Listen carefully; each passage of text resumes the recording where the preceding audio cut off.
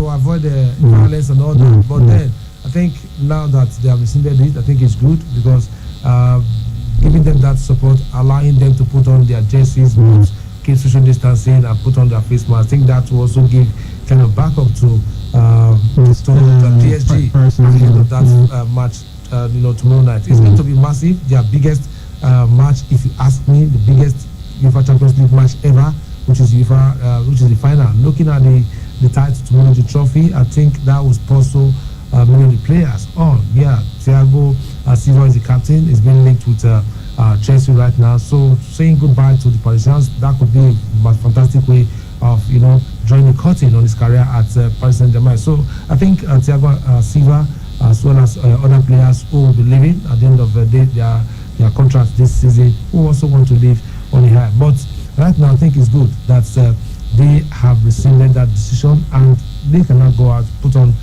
PSG colors, and also see how they can support them. But then it all depends on how they are going to react tomorrow, irrespective of what the outcome of that results will be like. Yes, I think when it comes to winning for PSG, I don't know if the social distancing will be maintained, or if you remember what happened when was not Liverpool when they won. We saw what happened. Sometimes you can't really control that kind of crowd when was something I've been looking for. It's going to be historic tomorrow night. Historic for PSG, the very first Champions League they are winning. If they do that, I don't think it will be easy for the police to control the crowd. But I'm sure sensitizing them and letting them know the dangers ahead if they fail to do the needful by following the legal procedures. I'm sure they are going to also listen. But then let's see how things will turn out. I think it's good that show was rescinded. So let's see how PSG will go tomorrow against the Bavarians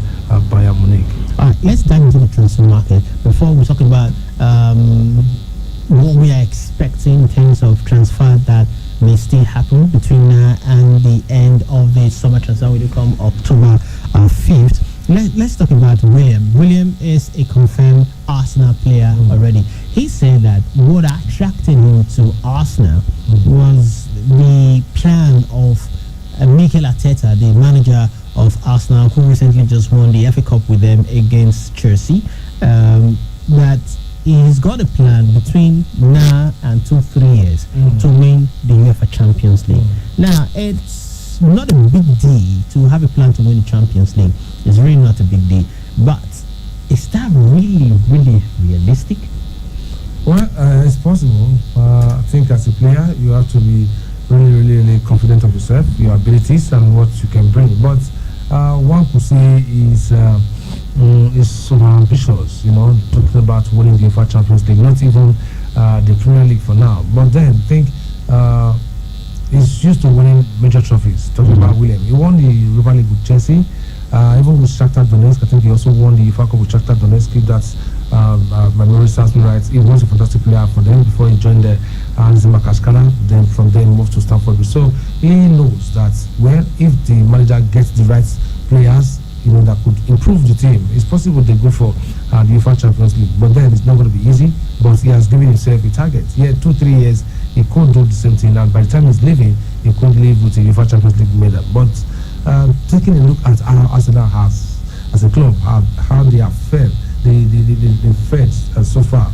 As in, when you look at when they qualified for the UEFA Champions League final in 2006, everyone expected them to win it. It was a close one between them and Barca, but Barca won it. But ever since, have they been close to another final? I'm trying to wrap up my head if they have done so. But if not, you need quality players to push for that. So William is one of those players that could, inspire a team to do well at, big tournament like the UEFA Champions League. So Arteta has got fantastic young players who know how to bring their best and also, contribute to the team. Bukayo Saka was the standard player last season.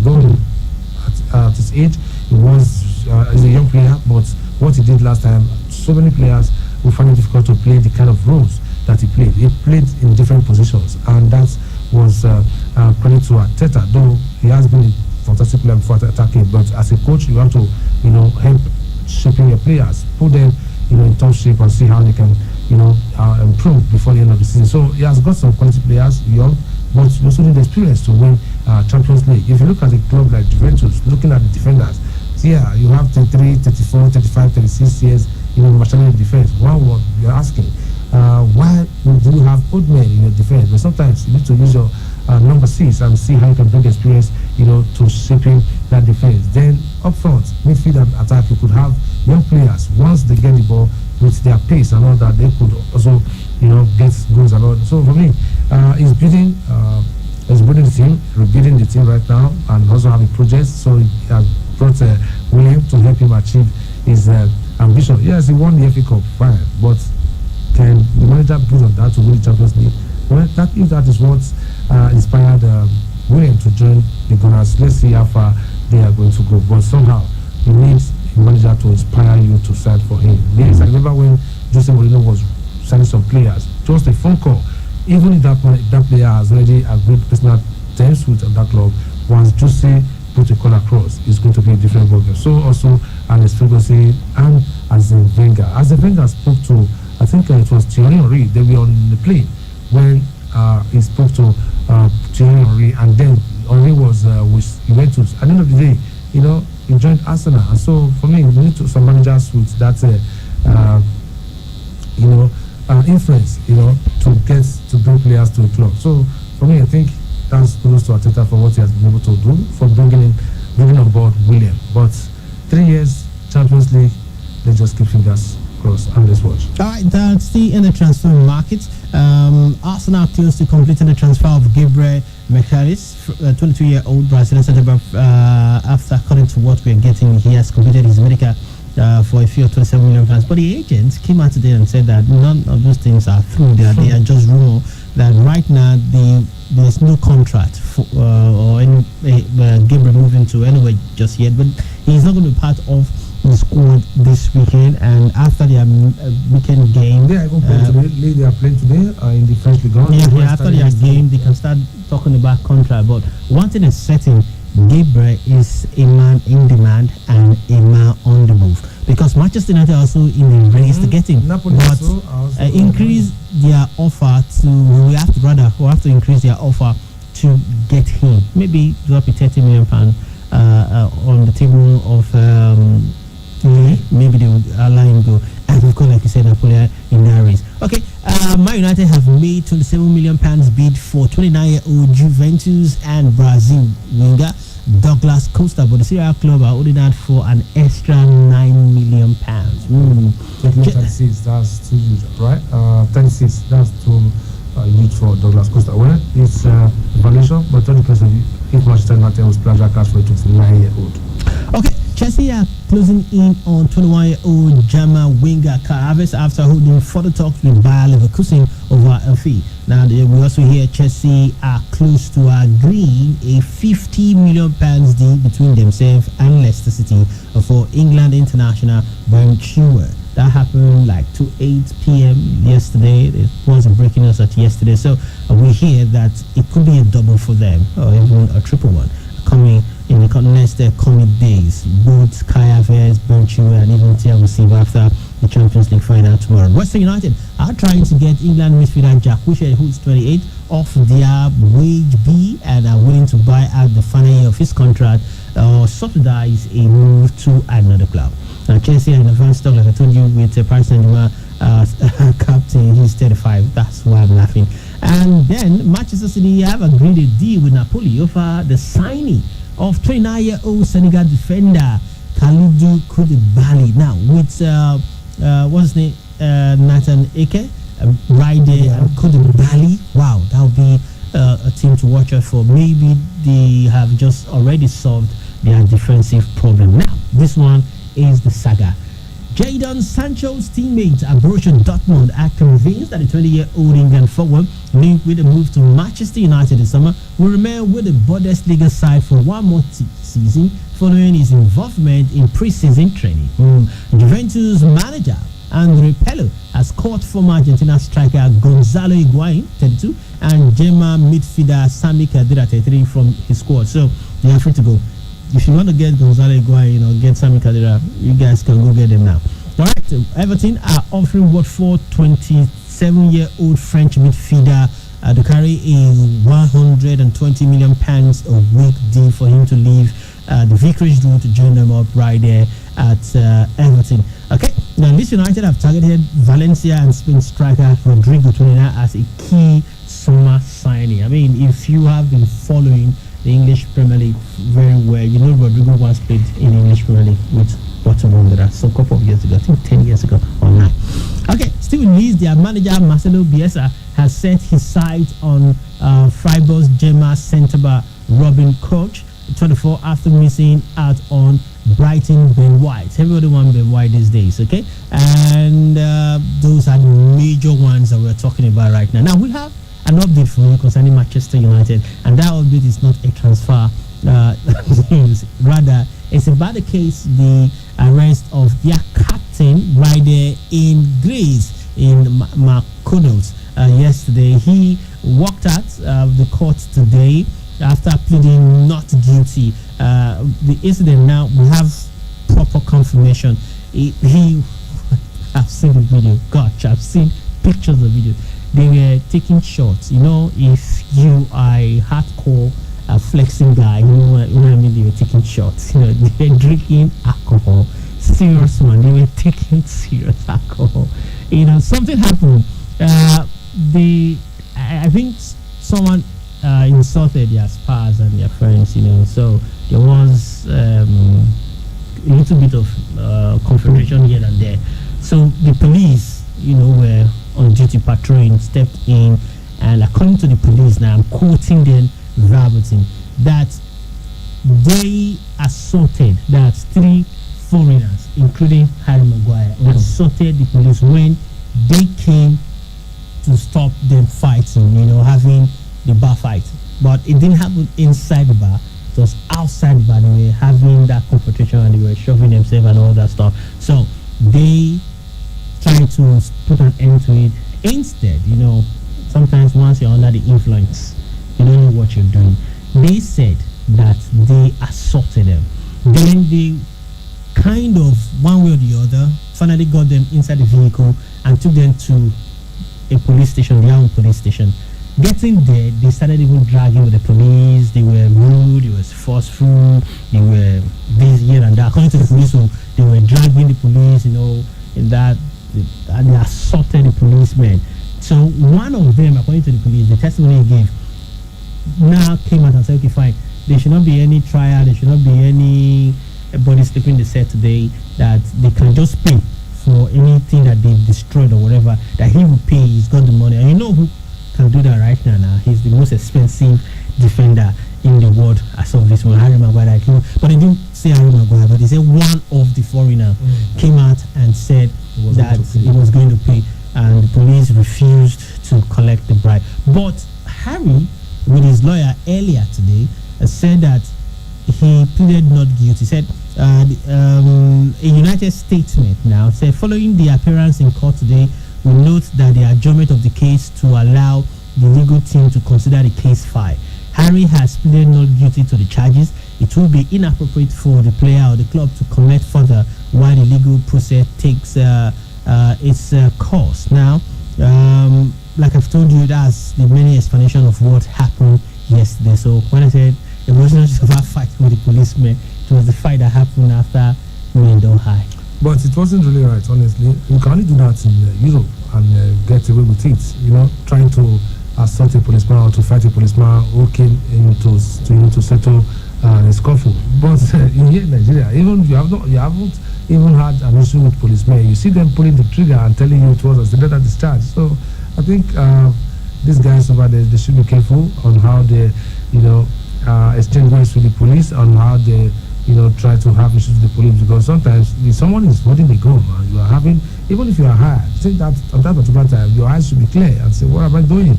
So I think Harry, as a captain of a big club like Manchester United, should sit down and look at himself very well and to look if what has happened is, you know, the right thing for him to do. Yes, going to a bar is no problem.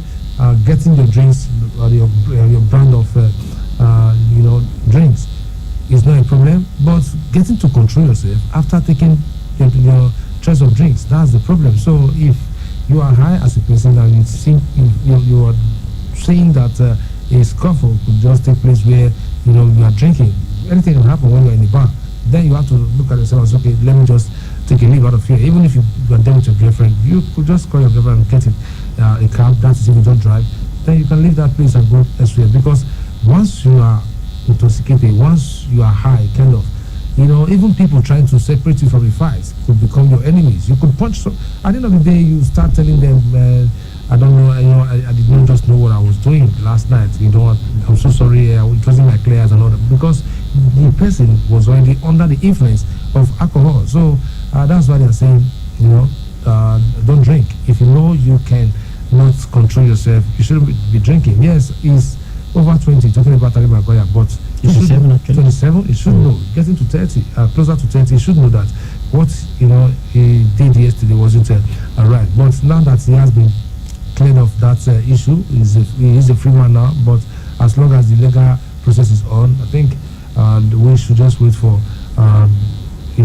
what will happen after everything has been looked into. So long as they free him, and let's see if we learn from this. But then, I don't think one could be under the influence of alcohol and say you want to have issues with the police who is carrying the gun. Come on, really, really risky.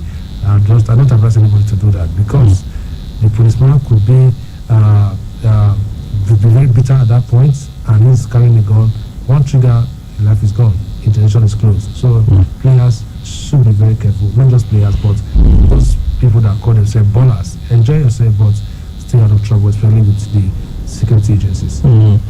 Okay, that's about Harry Maguire. Hopefully that he can get back to it and do something fantastic.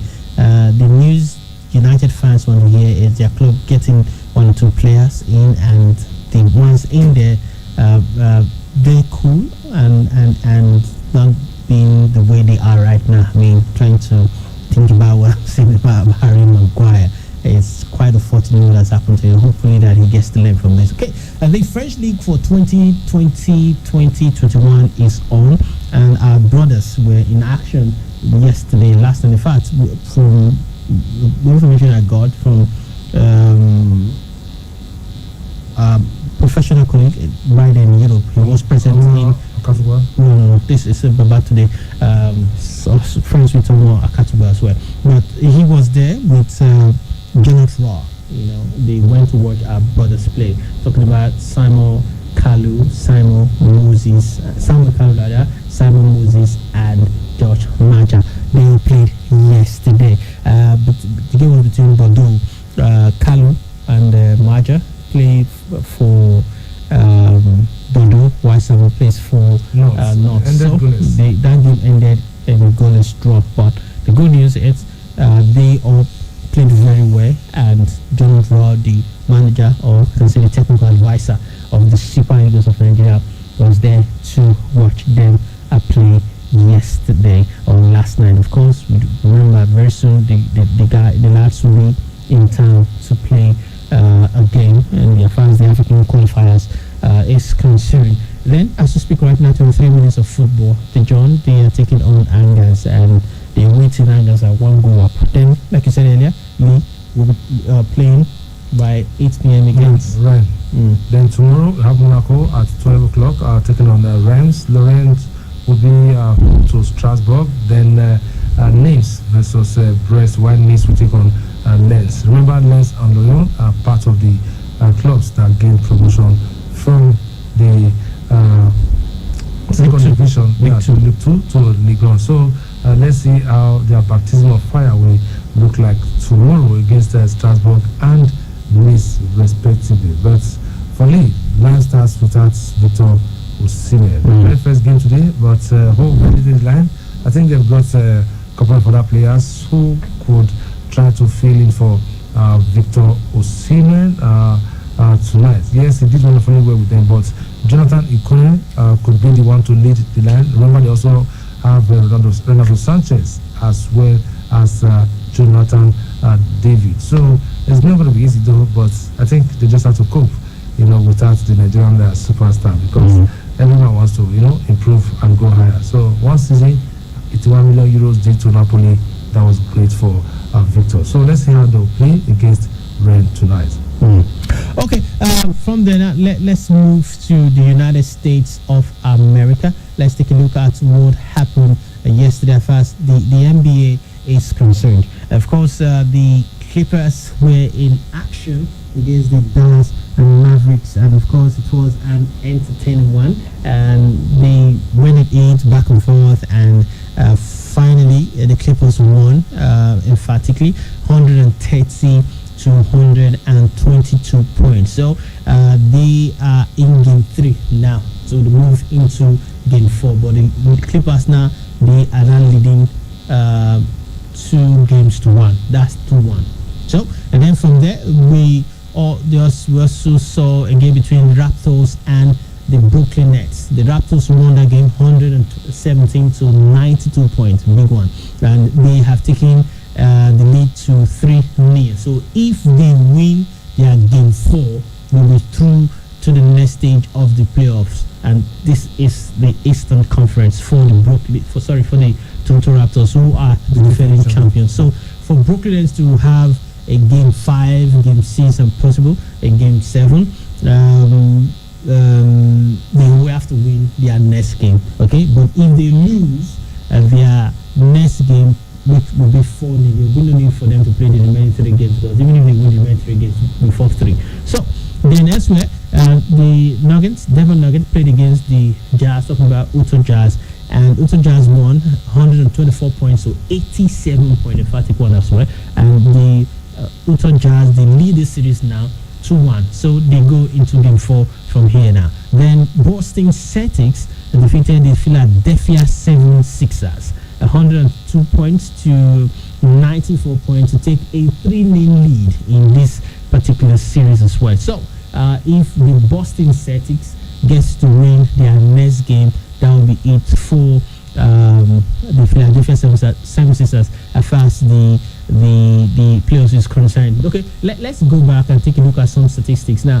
For Toronto Raptors, their best top performer yesterday was Serge Ibaka. He scored 20 points, rather, had 3 rebounds and 2 assists. For the Nets, it was Tyler Johnson with 23 points, 1 rebound, and 3 assists. Now, to the Denver Nuggets and Utah Jazz, for the Nuggets was Nikolai Jovic, who was the top performer for them with 15 points, 5 rebounds, and 6 assists. For the Utah Jazz, who won, and they have a 2-1 lead now, it was Rudy Gobert with 24 points, 14 rebound, and 1 steal. This one is still not assist. Okay, then for the Boston Celtics, who also won yesterday, their top performer was Kemba Walker with 24 points, 8 rebound, and 4 assists. While for the Philadelphia 76ers, it was Joel Embiid with 30 points, 13 rebound, and 1 assist. Then finally for the Clippers against the Dallas Mavericks, who won 130 to 122 points, it was Kyle Leonard. You know him. He led the Toronto Raptors to the NBA title last season. So he scored 36 points, had 9 rebound, and also got 8 assists. For the Philadelphia 76ers, it was Kristaps Porzingis, that got 34 points, 13 rebound, and just 1 assist last night. So there are games built for tonight and the early hours of tomorrow. Orlando Magic will be at the we're playing. Okay, the woman is really at home right now because playing in Florida. 3 tackles with the Milwaukee Bucks. Remember, this series is tied at 1-1. Orlando won the very first one, so the Bucks had to really do something extra last time out, and they won. So they go into their game 3 tonight. Orlando Magic will play against the Milwaukee Bucks. Then Miami Heat will also play against the Indiana Pacers. These games are for 8, 6, and 8:30 respectively. By 11 p.m. it will be Oklahoma City Thunder and the Houston Rockets. All the best to Jim Harden. Too for the Rockets. If they win today, that will take them to 3 lead over the Thunder. So for Thunder to have a chance, they have to win tonight. So it's going to be tough because James Harden is the form of his life. But let's see if they can also make it 3-0, just like what Toronto Raptors did to Brooklyn Nets. Okay, still talking about basketball as well. And the NBA by 1:30 a.m. that will be Sunday morning already. The Portland Trail Blazers will play against the LA Lakers. It is tied at 1-1, so they go into their game 3. We'll see who will take it to 2-1 now. That will end this game 3 series. So we'll start from Sunday 6 p.m. for game 4 for the Philadelphia 76ers and the Boston Celtics. Like I already explained, if the Philadelphia 76ers rather lose to Boston Celtics, that will be it for them in this play, because they're already on game 3 and it is 3-0 in favor of Boston Celtics. Then the Dallas Mavericks, who lost to LA Clippers tomorrow by 8:30 p.m., will try to equal it, maybe make it 2-2, or if the Clippers play better than them, they take it to 3-1 for the series. But they still got more games to play because of the way it all started for the Dallas Mavericks. Then the Brooklyn Nets will play against the Toronto Raptors by 11:30 p.m. If the Brooklyn Nets gets to lose, then it will be it for them, because the Toronto Raptors have 3-0 lead on them already. So those are the results and what to expect later tonight and early hours of tomorrow, and even late tomorrow as far as the NBA is concerned. So all the best to the teams participating in the playoffs, and I hope the best team gets to win. Now, stay in the United States of America. Let's go to the Flushing Meadow that will start very soon, with 10 days before the US Open. Japan's Kei Nishikori once again has tested positive for the coronavirus. I mean, remember we told you that the 30-year-old tested positive, though asymptomatic, and he has been isolating, and again after some couple of days in isolation, they had to conduct another test on him, but fortunately the test returned positive. He was hoping for a good news with 10 days to go.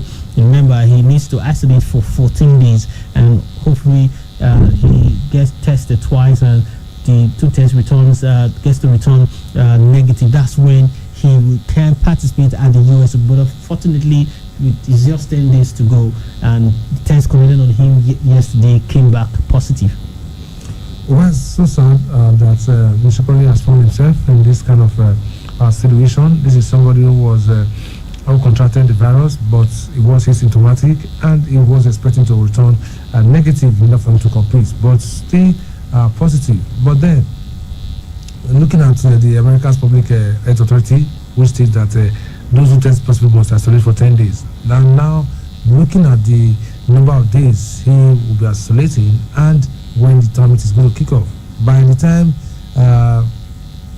he returned the test, the 2 negative tests that will qualify him to play for the tournament, I think that that will be until 1st of September after the US Open starts. It all depends on how the order of play is being arranged and when he will be having a match. But if the calendar or the what they call it now, the roster favors him and he has to play at a later date, maybe the tournament starts today, but because of him isolating, he could get a match next tomorrow. But it could favor him, but if not, I'm sure he's going to miss this tournament. But this could also be his big chance of also doing well and going far in this tournament, when you consider the caliber of players that will not be coming to the US for the Grand Slam event. But it all depends on how things will pan out for the Japanese star. But this is somebody I want to really see in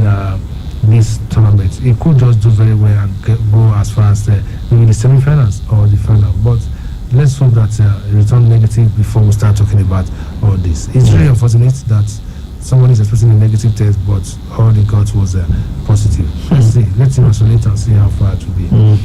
These things they sometimes happen to you, but all the best to Kei Nishikori.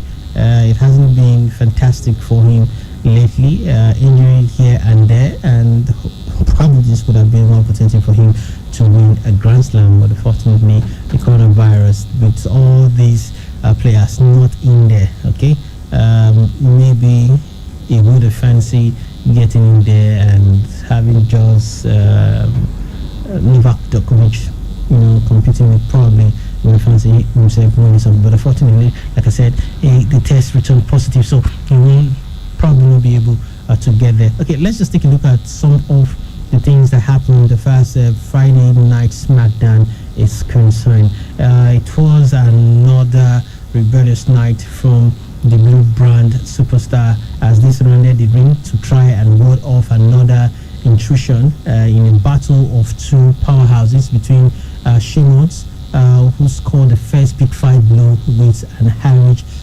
back and breaker to Big E after the thunderous move. The lights, with the flickers, the WWE Thunderdome as the names tighten for a possible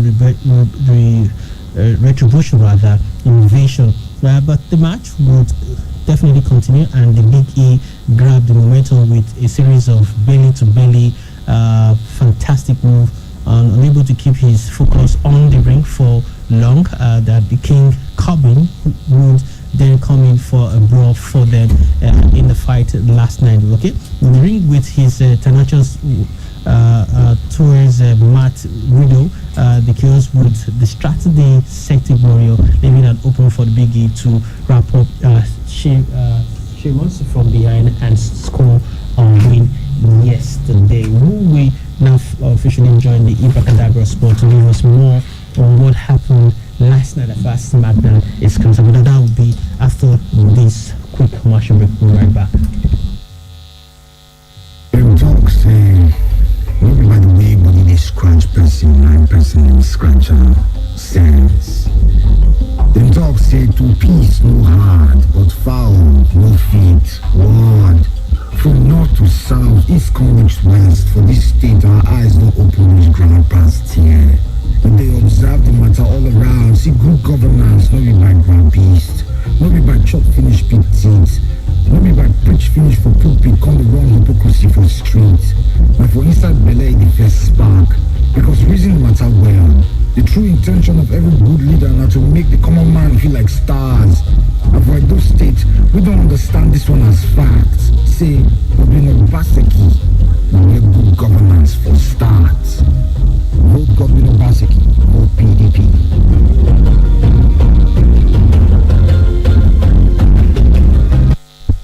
1,000, 10,000, 3,000, 1 million, 2 million, 3 million, 600 billion, and the last kobo.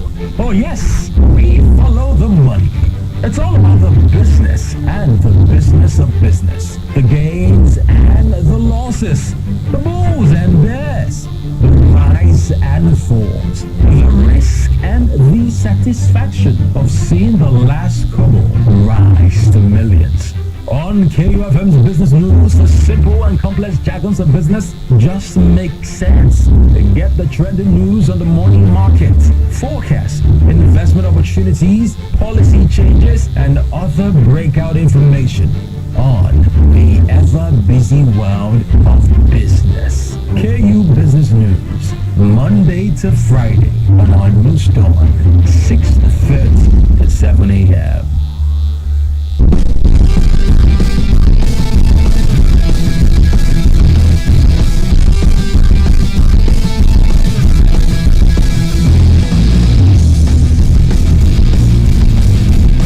Thank you so much for stimulating us on the show this lovely Saturday evening. Of course, we cannot welcome on board the Ibracadabra Sports Sunday, who Ibrahim told you that he was off for an official business. Now he is back with us in the studio. Ibrahim, good evening.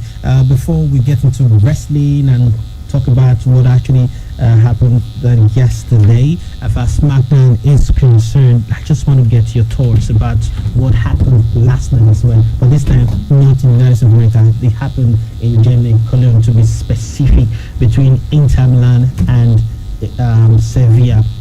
Romelu Lukaku started off the show fantastically, and unfortunately ended with an own goal. Well, I don't know if it is fair to say that was an own goal. I mean, it was bound to end up in the net anyway.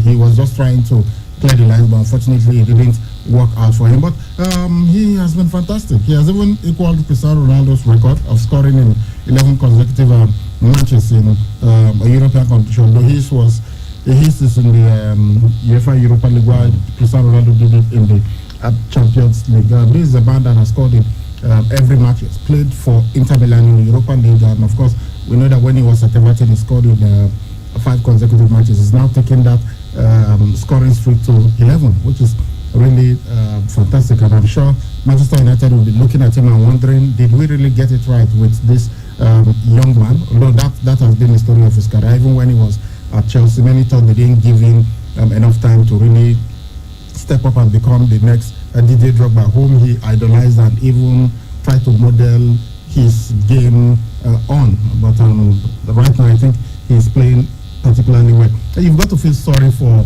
Inter Milan. Sevilla, you feel, oh, these guys are perennial champions of the Europa League. They won it first in 2006, but look at where they are. Before yesterday, they had won it 5 times. Inter Milan themselves have been successful, but the last time they won it was in the 90s. I think that was in 1998 when they still had Ronaldo de Lima in their squad. So your heart might feel, oh, let it be Inter Milan. But again, if we want to be sentimental, you've got to look at the manager of Sevilla, Julian Lopetegui. This guy was appointed as the manager of the Spanish national team. He was supposed to, he had qualified them for the World Cup. He was supposed to lead them to the World Cup. But just because he agreed to coach Real Madrid after the World Cup, that he was going to abandon Spain. He was going to join Real Madrid after the World Cup, but the president of the Spanish Football Federation was so angry at him doing that they decided to fire him before the World Cup. He just joined Real Madrid, and after a couple of months, you know how demanding it is to manage a club like Real Madrid. After a couple of months, he was also fired, and it was like it was a lose-lose situation for him.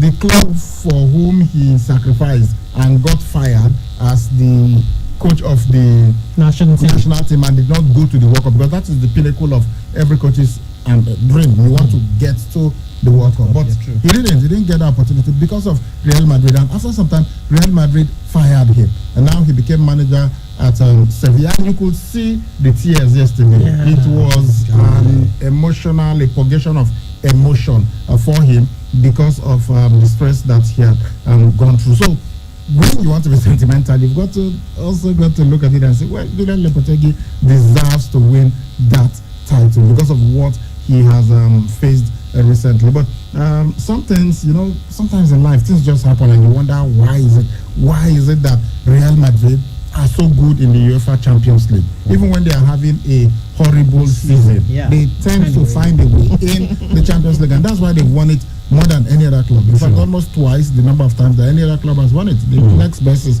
AC Milan with 7. They have 13 titles. Sevilla, the same thing. You wonder, why are they so good in the UEFA Europa League? It seems they've been to the final 6 times. They've won it 6 times. Every time they've been to the final, they have won the competition. So you wonder, why are they so good? So it is what it is. Yes, there have been seasons where Real Madrid didn't win the Champions League. This season, like last season, they didn't win it. But they are still. It will, even if they decide to pull out of the UEFA Champions League for the next 6 years. It is if they do not play at all in the next 6 years that anybody will equal their record. That tells you a whole lot about how well they have performed. Now look at Sevilla. They've won it 6 times. That's twice the number of times that their closest rivals. Inter is one of those that have won it 3 times. So congratulations to Sevilla. They were fantastic. They didn't play particularly well in the semi-final against Manchester United. It looked like, if they did not improve, Inter were going to beat them, and many tipped Inter to go on to win that title. But Sevilla, they just know how to win this competition. For Jesus Navas, who used to be at Manchester City, is even the captain of Sevilla. I'm glad that he dedicated the title to Jacques Puerta and Anthony Reyes, 2 former players of Sevilla, who unfortunately died. Puerta died many years back, but Reyes also died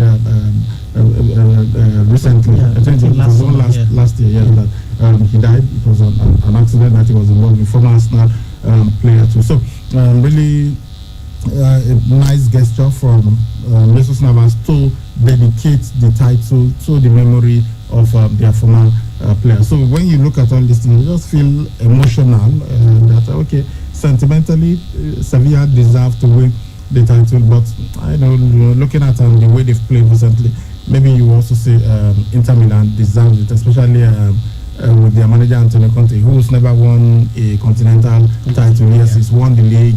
They did it even when he came to the English Premier League. His first season in charge, he won it with Chelsea. The season that he left, he won the FA Cup. So he's been largely successful, but he has not been able to win the continental trophy. And with that opportunity that he had yesterday, it looked like he could win it, but instead it was Sevilla that reigned supreme in Cologne. So congratulations to them, and particularly to Julian Lopetegui for achieving that feat.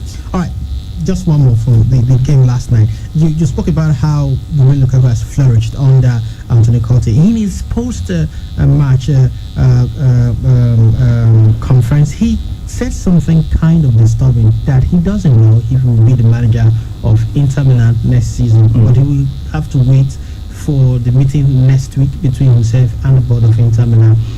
I don't know if you were in Lukaku's position and with the manager that convinced you to leave Manchester United after what happened, not a particularly good one for Lukaku. He went there, fitter, sharper, and scored more goals than he ever did at Manchester United at Inter Milan. How will you be feeling right now? Look, I think it's high time that players realized that life isn't always the way you want it to be. True. Yeah, it has happened several times. The managers are the most likely to leave a football club. It's not impossible, but a player could sign a 5 years contract, even a 7 years contract at a club, and the very next season they leave. So it happens, but it's not as often as a manager signing a contract and the very next season they leave. So if you join a club because of a manager, you've got to understand that that manager can leave at any time. It's either he's fired or he decides to retire or something. When Robin van Persie left left Arsenal and joined Manchester United, he said the little boy in him, told him it was time to move on. He joined Manchester United. Because of who? Sir Alex Ferguson. What happened after Sir Alex Ferguson used him? I do not mean it negatively, but he scored 20 goals for Manchester United that season, and they were able to win the English Premier League. The moment Sir Alex Ferguson achieved his 13th English Premier League title, what happened? He retired. And Robin van Persie was like, "Coach, this will not be waiting with Toku. You didn't tell me you were planning to retire." I joined Manchester United because of Sir Alex Ferguson. Even when the person who replaced Sir Alex Ferguson was the former national team manager of Robin van Persie, with whom he enjoyed a great showing at the 2014 World Cup and everything. This didn't really work out very well for him, and he wasn't happy. He eventually left Manchester United disappointed because he thought that Sir Alex Ferguson didn't really. He thought Sir Alex Ferguson would be staying, and that's why he decided to join Manchester United. So if you are a player and you are joining a club because of a manager, you've got to understand that that manager can leave it. So you should be joining a club that your heart tells you to join. You know that you are going to be happy at this club, because the moment a coach leaves, you could have some problems. When Victor Moses was at Chelsea, you remember before Victor Moses joined Chelsea, 2013 now that he joined Chelsea, but things didn't work out. He was going on loan, coming back, going on loan, coming back. Eventually, Antonio Conte came and created the position of right wing back for him, and he became integral to the Chelsea setup. Although he did well with them in 2013 when they won the Europa League. But the moment Antonio Conte left, and Victor Moses suddenly became surplus to requirements, and he had to go on loan. Luckily for him now, you've got Antonio Conte at Inter, and he is at Inter. So for Romelu Lukaku, when he joined Inter, and knowing that Antonio Conte was there, I am thinking that he would have realized that, look, Antonio Conte in particular has got a reputation for not staying very long in a club, like Pep Guardiola, like Jose Mourinho. It is not. He is manager at Juventus before, had some issues, came to Chelsea, had some issues. Now he's at Inter, and it seems we are seeing the same thing. There were times when he was at Chelsea, he complained about not being able to sign players, but at least at Inter now, the problem is not him signing players. He signed about 14 players on his own. You know, they've backed him, and these are the players that he wanted to sign. But all is not well between him and the top hierarchy at the club. The same thing happened when he was at Chelsea. So all the players that he brought along, they should understand these things, that sometimes it doesn't work out the way you want. So Antonio Conte might leave. If he had won the Europa League, I was very sure that he was going to stay, but unfortunately right now we do not know. But we hear that even if he leaves, a good manager will be coming in Massimiliano Allegri. Yeah, so maybe the player shouldn't be too worried. But you see, when they change the manager, things could change for the players. Yeah. Yes, look at Juventus right now. Many players that thought they were untouchables, they seem to be on their way out of the team. From what we heard today, Sami Khedira could be on his way out of Juventus. In fact, we hear that he has been put on sale here, and Gonzalo Higuain. They've been put on sale. From what we are hearing, even Paulo Dybala, that we thought was integral to Juventus last season, might be on his way out just because a new manager is coming in. So that is the situation. That is the reality of the football world. So players shouldn't be joining clubs because of money. Yeah, you might like the manager and everything, his philosophy. You know, he might tell you some things, and you because of him you sign. Seeing what is happening at Chelsea at the moment. Everybody is talking about how Frank Lampard is the one convincing the players. He spoke to Hakim Ziyech, he spoke to Timo Werner, he's talking to Kai Havertz. So all of these guys are saying we want to come and play under Frank Lampard. You know who owns Chelsea? A couple of bad results.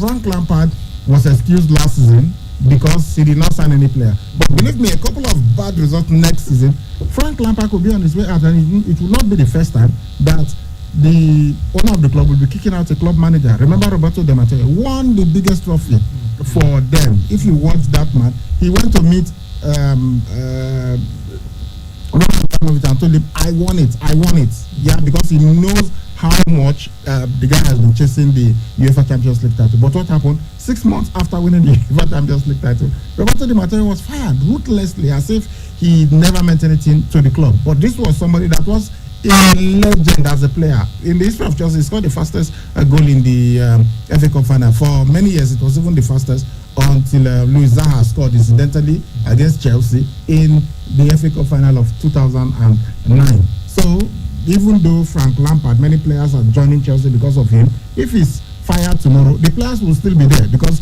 your contract is completely different from that of the coach. Nobody signs a contract, and in that contract there is a clause that so long as this manager stays here, no club will sign that kind of contract to you. You are expected to be loyal to the club. So Romelu Lukaku, I hope he realizes that, because Antonio Conte, well, we hope he stays, but he might be leaving, and if he leaves, Romelu Lukaku will have to find a way to make things go on for him at Inter, because it has been really good. The move has been really good for his career. This is his most productive season. Yesterday, I think that was his 34th goal of the season. So it's just been amazing what he has been able to achieve this season. And I hope that whoever stays, whoever is in charge next season, whether Antonio Conte, whether Massimiliano Allegri, I hope he continues being an Inter Milan player. Let's take a look at what happened now at the SmackDown last night. Okay, a couple of things happened, but as usual, Retribution was in action. Retribution, that group that comes wearing the mask, hooded, the hoodies and everything. They came. Well, Vince McMahon opened the show, and he introduced the WWE Thunderdome, but he was interrupted by the Fiend Bray Wyatt. So Braun Strowman, who is feuding with Bray Wyatt, and of course they will even be having a clash at SummerSlam. He came out to help out Vince McMahon. But before they could really get into it, Retribution arrived and the Fiend disappeared. So they beat down on Braun Strowman, but the SmackDown locker room came out to make the save, and then Retribution backed off. Then you had Braun Strowman attacking Drew Gulak and Jey Uso out of frustration. Then while they were fighting off Retribution, Big E and Sheamus, they got into an argument which led to their fights to be scheduled, and so we had that. But it was Big E who was able to defeat Sheamus via a pinfall, and of course while the other wrestlers, they kind of formed a lumberjack around the ring to protect the SmackDown from Retribution. King Corbin attacked Matt Riddle, and it was that distraction that even allowed Big E to defeat Sheamus via pinfall.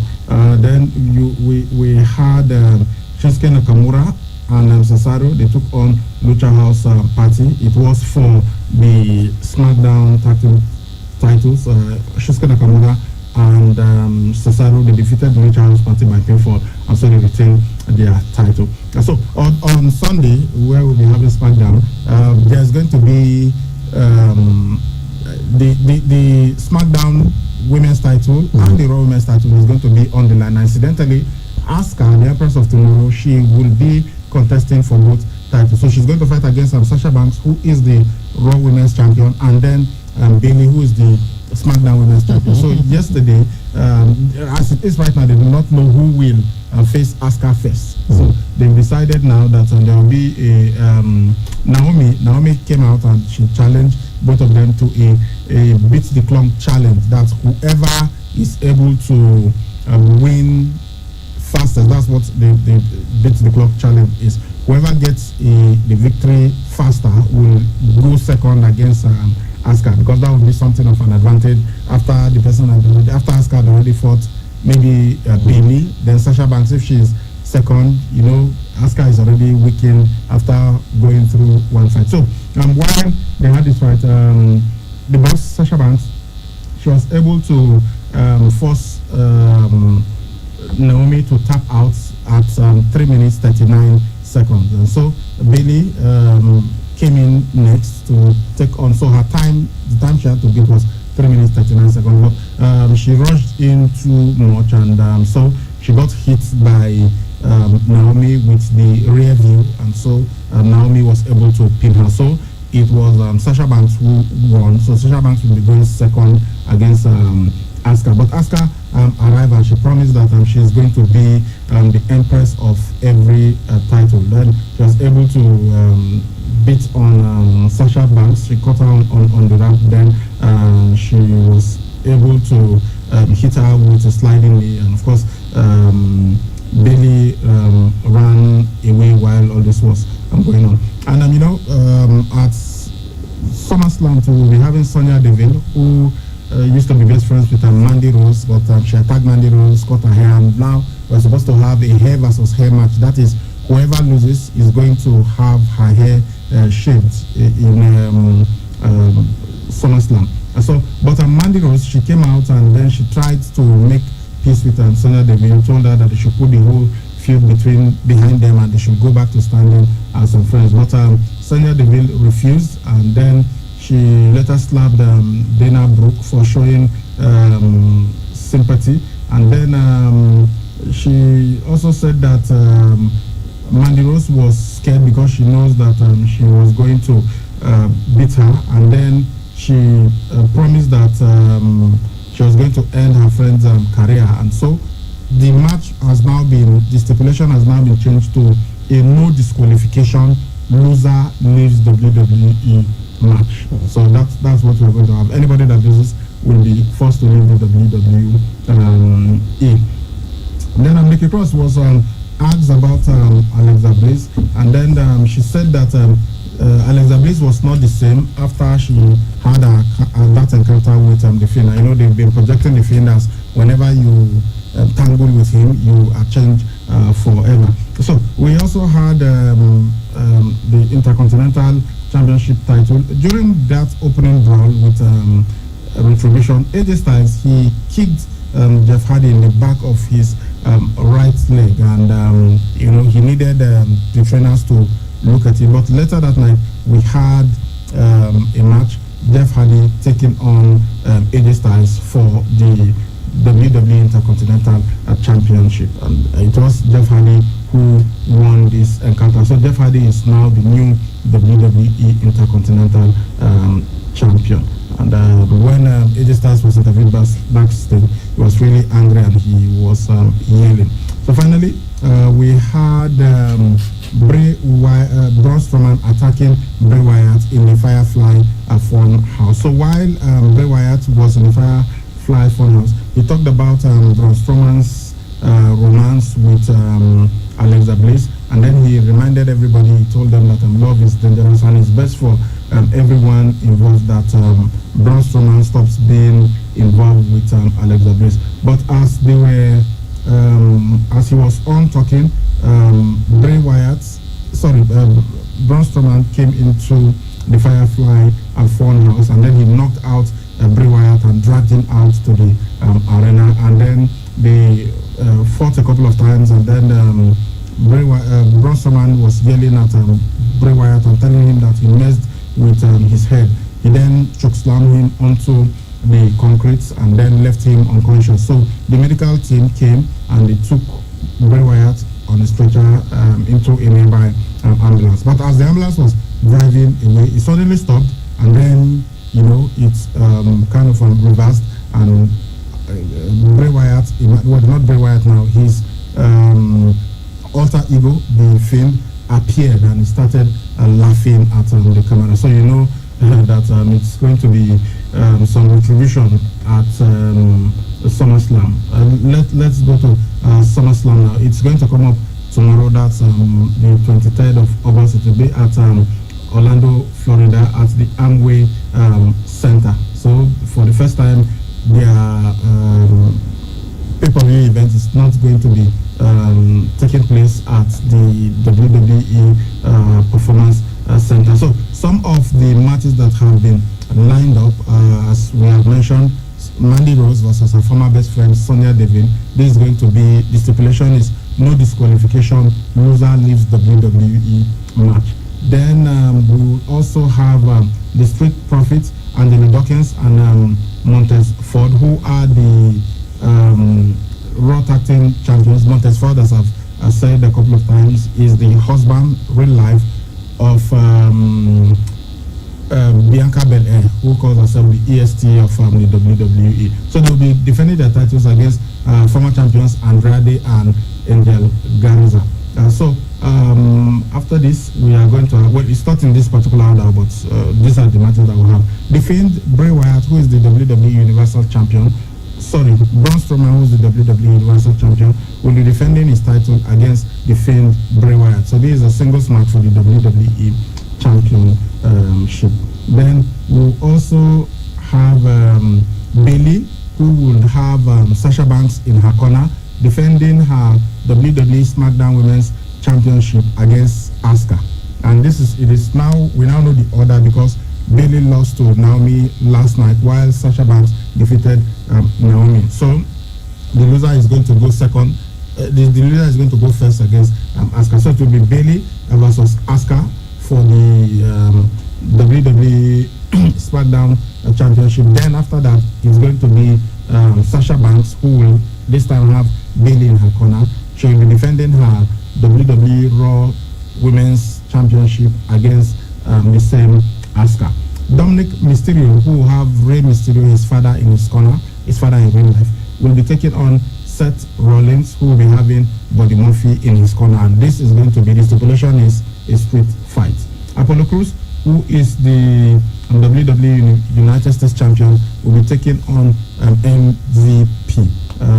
That is Montel Vontavious Porter, will be defending his title against his WWE United States Championship title against him. Then We also have Drew McIntyre, who is the WWE champion. He will be defending his title against Randy Orton, and so much has been said about this. Randy Orton has attacked different people, including the legendary Ric Flair, and Drew McIntyre has told him that he doesn't even realize how much Ric Flair loved him and tried to mentor him. So these are some of the matches that we'll be having at the WWE SummerSlam coming up tomorrow. All right, that's it. What happened and what we're expecting from the WWE tomorrow. Okay, we'll go for this quick break. We'll be right back. Please stay with us.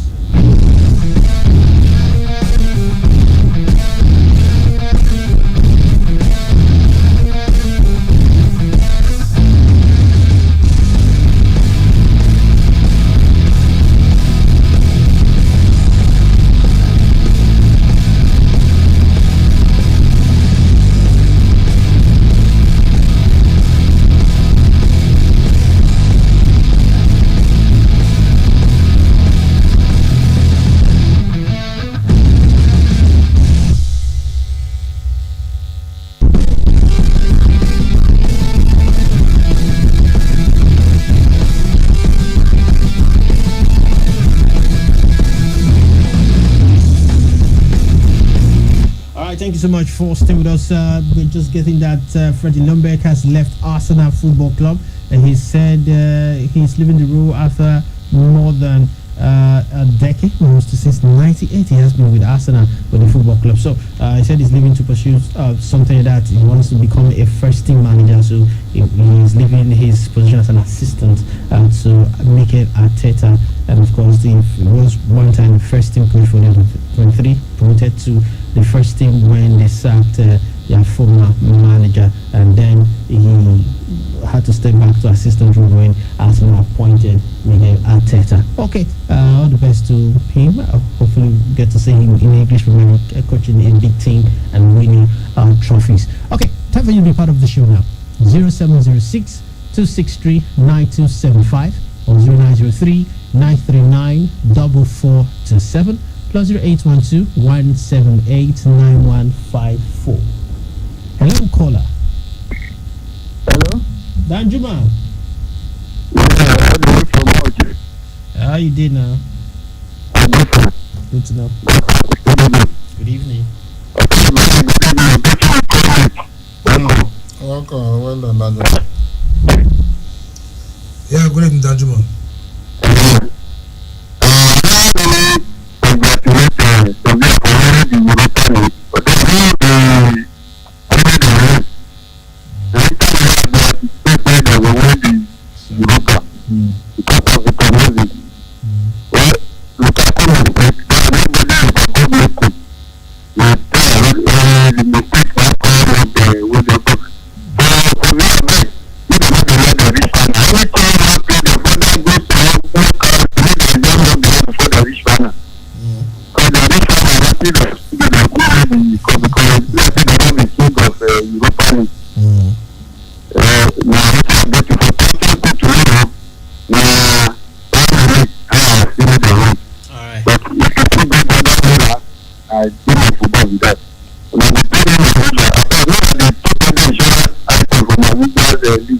We'll try and do that. We have a lot of bills to pay today, but we'll try and do that. Thank you. Sorry, I was writing down to pick your call, but keep them coming. 0706-263-9275 or 0913-939-4427. Hello, caller. Hello. Hello. Yes, good evening. Good evening, sir. This is David from Fabio Road. All right, talk to us. I just want to ask about the Chelsea transfer. Yeah, good news. You guys are in advanced talks with Thiago Silva. He's to play the UEFA Champions League final with Paris Saint-Germain tomorrow, and he'll be a free agent. You guys are seriously in it. And plus, you guys are close to agreeing a deal of £50 million with Leicester City for England defender. Talking about Ben Chilwell, I think that deal is going to cross over the line for Chelsea between now and next weekend. And of course, Calames as well. Good news for you.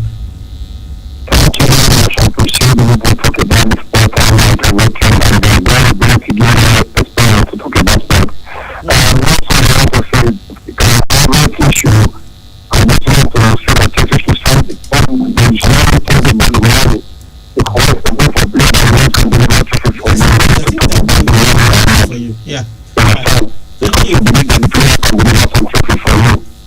Thank you. If you can find it, and the Benchiro is a good defender. I want him to sign also. Alright. Thank you for the studio. Alright, thank you. Hello? Good evening, sir. Barcelona. Yeah, this is Barcelona, Mr. Gupta, Mr. Jamila, sir. Good evening, Pastor. Thank you guys for the job. I'm not saying that this is not going to be camera. And this is crazy with the something. Crazy with putting down money. That is my prediction. The very big congratulations to Sevilla. Like I predicted, they came to pass. I'm so happy for them. Please play me Barcelona and make it sound. Thank you. Okay. Alright, thank you. Alright, keep the coming to call 0706 2639275 0903939274 Hello. Hello, good evening, Professor Ibrahim. Good evening, sir. Good evening, Associate Professor Falco Fatis on the Inari Samson. What's wrong with your football club? No, not this sign.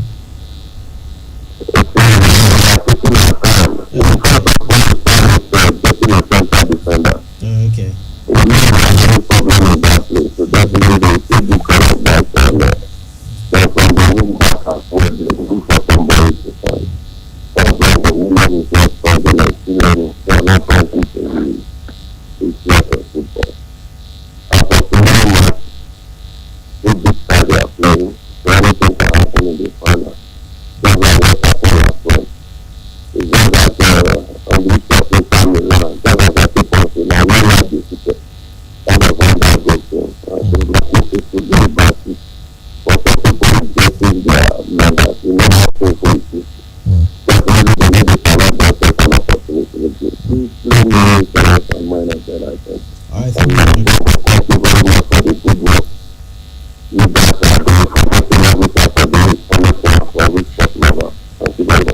Thank you too.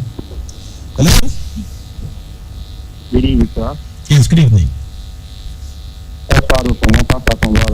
Alright, talk to us.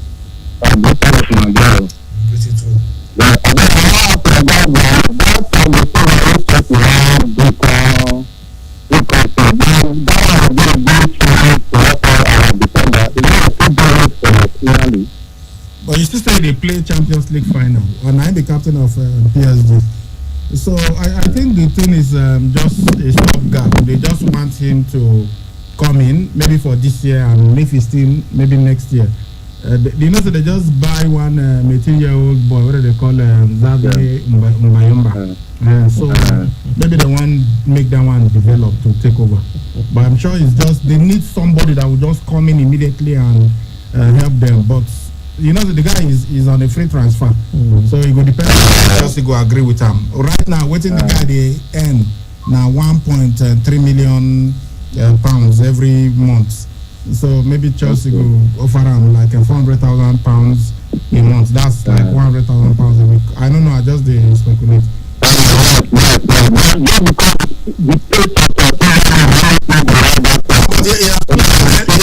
The guy don't play Premier League clubs now. Many times for Champions League now. So no, it's not. Of course, it's not. But if like say Chelsea once, I'm sure that now only 1 year contract they will give him. So when they don't say the guy don't too slow, then go drop him. They go bring another person. Yeah, but I think it's just because no quality left center back they available right now. That's why they want to go for them.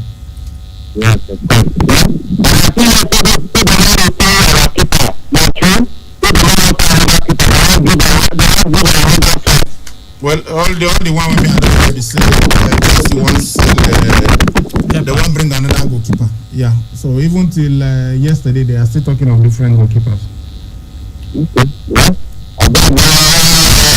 To someone else. Thank you so much. Thank you. To actually talk to you. Hello. Madrid don't come. We are you're welcome. Greetings, my brother. You're welcome.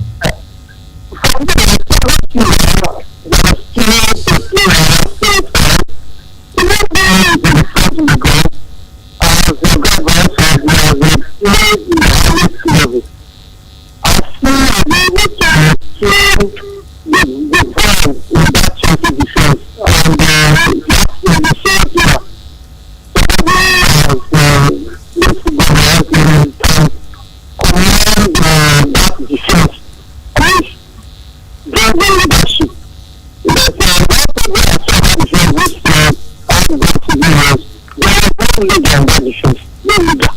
The league, I don't understand what happened to him. But the channel, if you ask me, what you still want us, we get to tell them. But you know, the guy is 23. You have to look at the age because it means that you could have this guy. If he comes good, it means for at least 7 years you might not think about buying a center.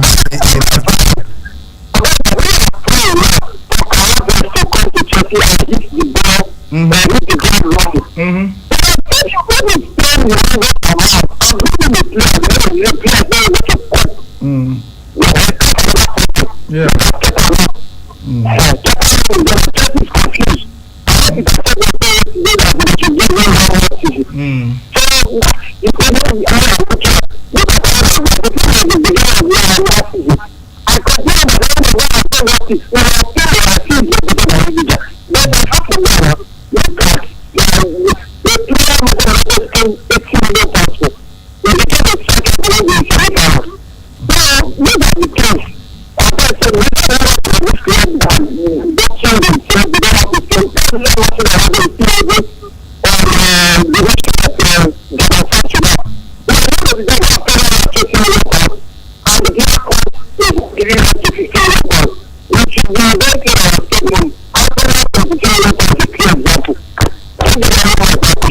All right, thank you too. Hello.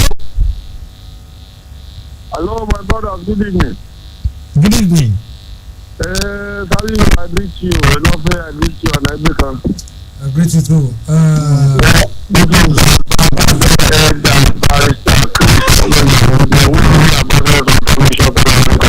It's been a minute. We did fine.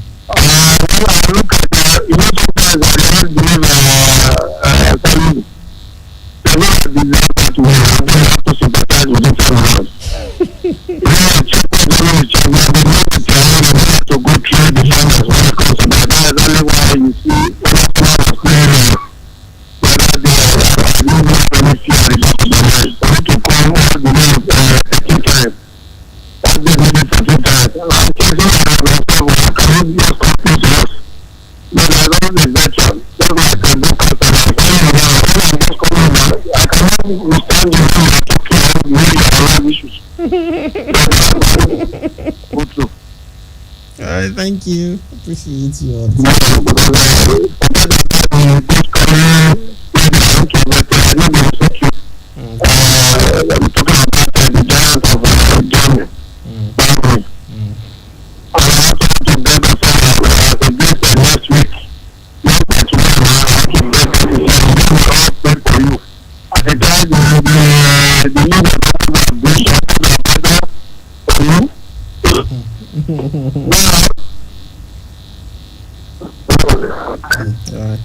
All right, thank you so much, Ambassador. I guess net up playing the first one was there. Hello. Hello. Yes, good evening. I think you talk to us quickly, please.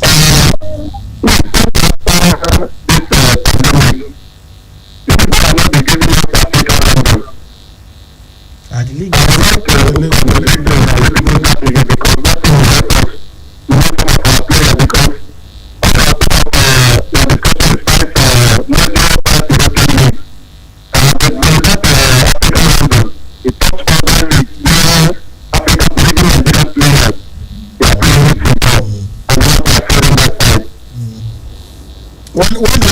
When the league starts fully, we are going to do that. We know now the friendly gun is on, but we cannot be doing it for only the friendly gun. So when by September 12, most of the other leagues resume, we are going to start it.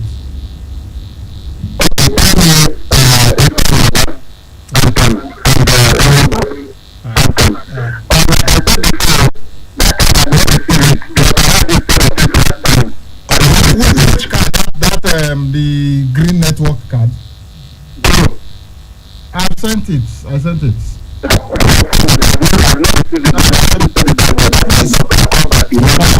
I've sent Thank it, you. Thank and it wasn't reversed. The one that was there was one that was reversed. I came out here and said, look, this thing was reversed. I even unfortunately sent because it was the network that he called. I sent it to one person that had won before. I sent twice to him.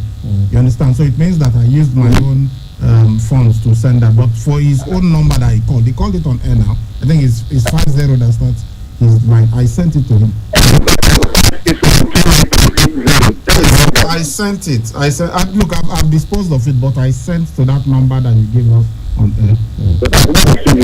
All right, thank you. Sorry, but thank you. Okay, we have to take this quick commercial. We'll be right back. Trying to get or receive information through all corners of the globe requires unprecedented internet service. At Wireless NG, we provide fast, reliable, and affordable unlimited broadband internet service to homes and businesses. Service is currently available across Lagos and Benin. Visit us today at Wireless NG 5 Ramaya in Kennedy Street off PZ Sapler Road, Benin City, or our marketing office 70 Olowo Complex, Airport Road, Benin City, or call 0807-887-9960 or 0703-672-9147. Wireless NG, erasing internet boundaries.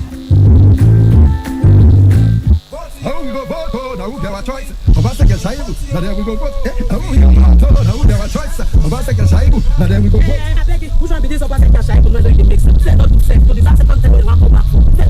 Sure. See this one. Then they talk about which the short face. Okay, listen. Like I love your ear with things when they don't do. Then don't they pay our workers a salary regularly? And our pensioners don't they get their pension? Power with blood shaking. Then don't build brand new secretariat and training center for our workers. Then don't even train our teachers on how to use computer teach. And now they don't they teach our children with computer as they do for Ebola. They recruit our stadium to Olympic standard stadium. Over 80,000 employment. Don't they for our youth, Papa and Mama. Then go check it out. Then don't they dualize them. If I say I count all the things where they don't do for those states, 90 go reach, they go break, you know go finish it. Hello, not too much show. Fast, they reverse, about the cash I even, and they reverse. Both Godwin Obaseki and Philip Shaibu from September 19th, 2020. Vote PDP 4+4. Taba.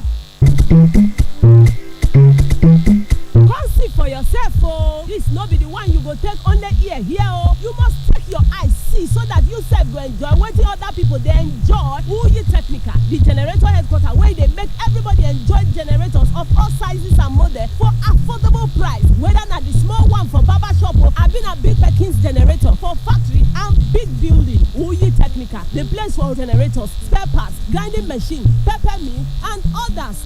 Mention the name and size of generator where you want.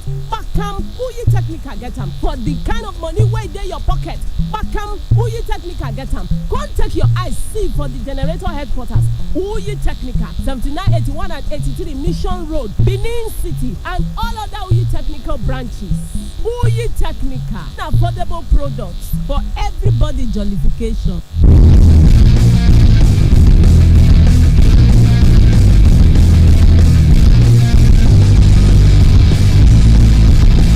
All right, thank you so much for staying with us on the show this lovely Saturday evening. And I have to apologize before we're going to go back to the full line, but the next 4 minutes we're going to break the program to take a sponsored program. We will come back, don't worry, between now, as we will leave by 5:30, between then and 5:45, 47 about PM. After taking those messages, we will come back to continue 6:30, 6:35 Yoruba. So please don't walk away from the dial. Just stay with us. We're just going to take the sponsor program just for 15 Yoruba minutes, and we will come back again and continue with the show. But now let's take your calls. Hello. Hello, good evening, sir. Yes, good evening. My name is DK Dupre, calling from the Upper Tacoba in the Kopota. Okay. Yeah, I saw the paper this morning, the when I was Barcelona, 1 to 10 minutes, I tried to confirm it is true.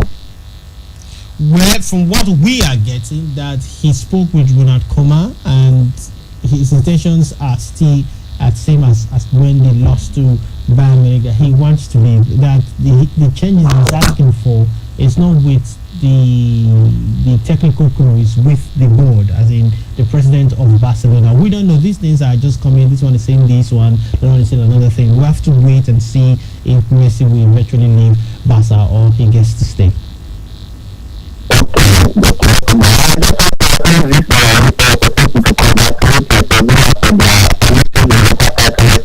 Sevilla.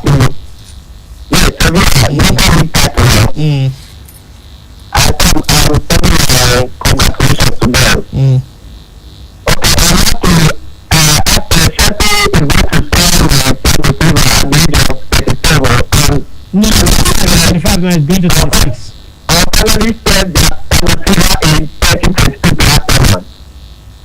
Okay, all right, no wahala. Thank you.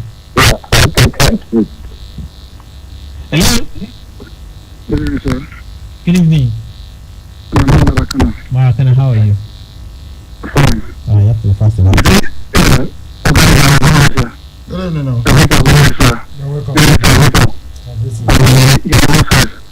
Thank you. Thank you. Let's talk to us quickly.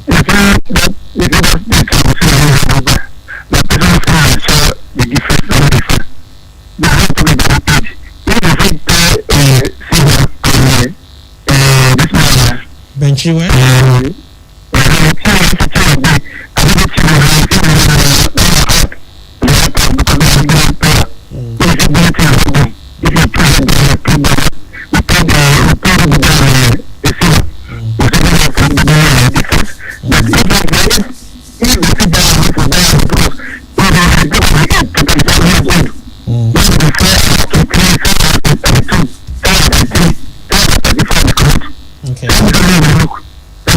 Thank you too.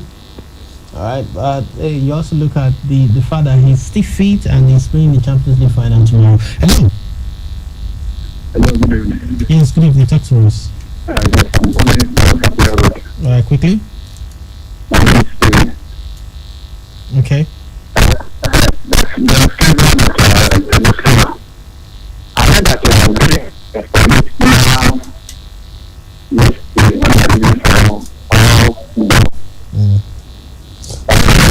What will happen about all this transfer? We'll try to keep you guys abreast of what is going on, okay? You can wait, obviously, but once it's confirmed, we'll definitely let you know on our news bulletin or on our program. All right, thank you. I have to seriously let you go now. Yes, paid a program, okay? All right, thank you so much. We have to take that break now. We'll return by. But that guy is the first time caller. So sorry. All right, sorry, my brother, but we have to rush and do this right now. We'll come back by 5:47 and we'll continue with the sports show. Please stay with us.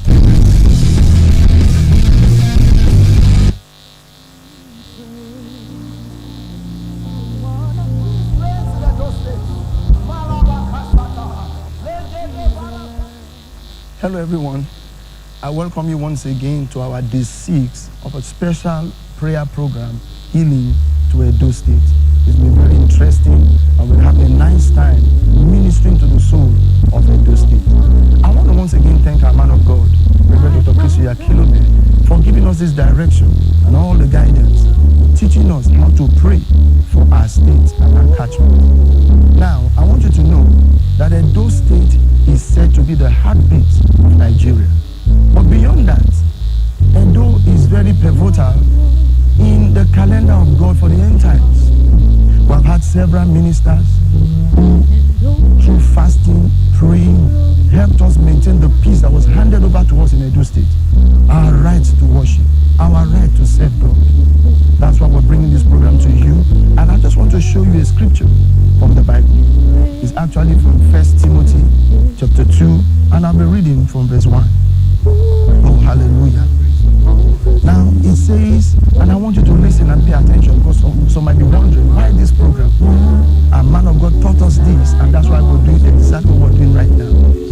In verse 1, it says, I exhort therefore that first of all, supplications, prayers, intercession, giving of thanks be made for all men. He said, first of all. Then 2, it says, for kings and for all that are in authority, that we may lead a quiet and peaceable life in all godliness and honesty. It says, for this is good and acceptable in the sight of God our Savior, who will have all men to be saved and to come to the knowledge of a truth. So reading this is the mind of God. This is the will of God concerning your catchment, concerning Edo State. So I find 4 steps here, 4 very interesting steps here. Number 1, he says we should pray all kinds of prayer for all men. God will have us pray for all men. It's a global way of ministering to the whole world. Then number 2, step 2, he went to the specifics. He said for kings and all that are in authority, which means he's talking about not only those in the government house, but we have chairmen of various small unions, trade unions, professional unions. Now these leaders are very influential, and once they're influenced by demons, it will show in the daily affair of the state. So the Bible says we should pray for them, so that their minds will not be influenced. So it says for kings and for all those in authority. Step 3 and 4 will be the result. Step 1, pray for all men. Step 2, kings and those in authority. Then step 3 and 4 is the result of your prayer. So step 3 now says we'll have quietness, we'll have peace. Are you getting it? Then step 4 now says we'll have godly and honest men. Which means if in your catchment, in your society, you don't have peace, there is no quietness, you don't have godly men and honest men in authority and positions of leadership, it means you have neglected prayer. People say, does God not see all the evil happening? Yes, God saw everything happening. But can I show you something in the scriptures? Do you know that if you build a house or you own a property and you rent it out to a tenant, as long as the tenancy agreement is not broken, you have no right over that house. Yes, sir. Till the tenancy expires. Let me show you something in the Bible quickly, and this will bless you. Oh, this will bless you. I don't know if you're listening, from wherever you're listening, get ready to join us to pray. We're going to be prophesying right now into the soul of Edo State, and God will give us the answer. Psalm 115, verse 16. It says, the heaven, even the heavens are the Lord's. Then he says, the earth he has given. He's not about to give. He has given to the children of men. God is not running the affairs of this earth. It's in your hand, it's in my hands. Now let me go to a newer translation that will help you understand this message. The Message translation. Oh, so clear in the Message translation. So clear, so clear. And this will bless you. He says, the heaven of heavens is for God. The heaven of heavens is for God. But he put us in charge of the earth. He put us in charge of the earth. That is why we're bringing to you healing to Edo State. It's a special prayer program. We are the ones in charge. Yes, sir. What we lose on earth is loose in heaven. What we bind on earth is bound in heaven. That is why we have 7 days of prayer, and today is the day 6. Let me tell you, by tomorrow we'll be rejoicing with thanksgiving, because the God of Israel must have heard our prayers. He has put us in charge. So we're going to be praying, we're going to be binding, we're going to be saying no to violence, no to unrest. Yes, and we're going to be putting godly and honest men in places of authority. In the coming election, we have 2 aspirants, but God knows their hearts. We know their faces, we know their manifestos. They are friends of ministry, they are friends of God. They are human beings like you and I, but they can be manipulated. So we are saying no, they will be godly. Their reign will be honest. That's what we're saying. And we're also praying for INEC, that all the officials that they'll be sending to Edo State for the period of election, they will be godly and honest men. Yes, sir. We're praying for the military, the police officers, the army, whatever security personnel they'll be sending to Edo State. We are saying, we are decreeing that they will be godly and honest men. Are you with me? What about the independent monitoring bodies that will come to monitor the elections? They will be godly and they will be honest. Are you with me? What about the political parties? As they go about their campaign, they will do it in quietness and in peace. Why?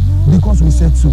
Yes, because we prayed about it. Because we use the name of Jesus. That's the name that's above every other name. And at the mention of this name, the Bible says every knee, not some, every knee will bow and every tongue will confess that Jesus Christ is Lord. Can you say amen wherever you are? Lastly,